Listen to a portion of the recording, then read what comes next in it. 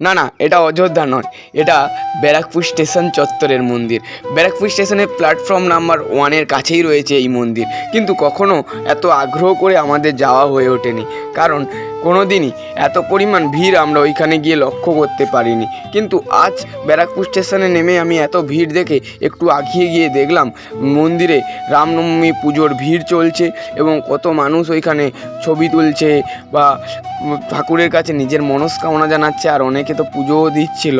তো সত্যিকারে বলতে এই দিনটা আমাদের কাছে এক গর্বের দিন। আর ব্যারাকপুর চত্বরে এমন একটা বড় মন্দির আমি এর আগে কখনো দেখিনি। তাই যারা যারা এখনও ব্যারাকপুরে আছেন কিন্তু রাম মন্দিরটা এখনও ঘুরে আসেননি, তাদের আমি রিকোয়েস্ট করবো আপনারা একবার যান আর আমার সঙ্গে সকলে একবার বলে উঠুন জয় শ্রীরাম। তো আজকের দিনটা রামনবমী, সবাই খুব ভালো দেখো, সুখে দেখো, এইটুকুই আমি বলবো। আজকে তবে আসি, দেখা হচ্ছে আবার একটা নতুন কোনো ভিডিওতে।